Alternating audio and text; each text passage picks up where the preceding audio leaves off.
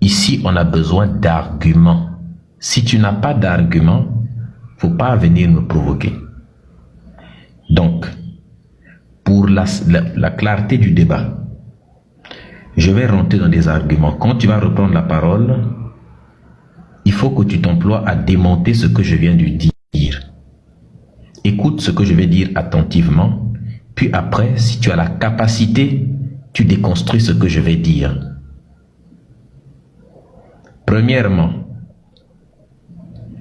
il existe un principe de logique qu'on appelle le rasoir de Hitchens. Il faut bien écouter. Ce principe de logique dit ceci. Quand quelqu'un, il existe deux types d'affirmations. Il y a des affirmations positives et des affirmations négatives. Une affirmation positive, c'est quoi? C'est quelque chose qui postule l'existence de quelque chose. Et une affirmation négative, c'est quelque chose c'est une affirmation qui nie, qui vient s'opposer à une affirmation positive. Il n'y a pas d'affirmation négative sans affirmation positive. Bien écoutez. Exemple. Dieu existe.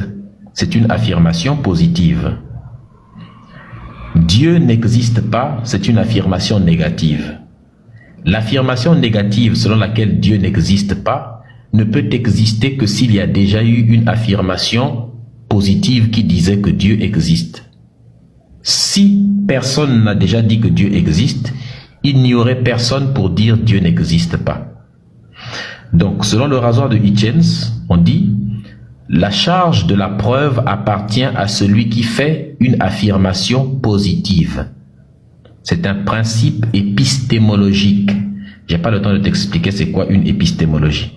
C'est un principe épistémologique. Si quelqu'un fait une affirmation positive, c'est-à-dire une affirmation qui postule par exemple l'existence d'une chose, c'est à lui d'apporter les preuves de l'existence. Et tant qu'il n'a pas apporté les preuves, celui qui vient nier, celui qui vient donner une affirmation négative par rapport à son affirmation positive, n'a pas besoin d'apporter les preuves. Si je viens dire Dieu n'existe pas, eh bien je n'ai pas à apporter les preuves de l'inexistence de Dieu. Parce qu'on ne peut pas prouver l'inexistence de quelque chose. Ça ne veut rien dire. Inexistence veut dire ne pas exister. Quelque chose qui n'existe pas, on ne peut pas prouver qu'il n'existe pas.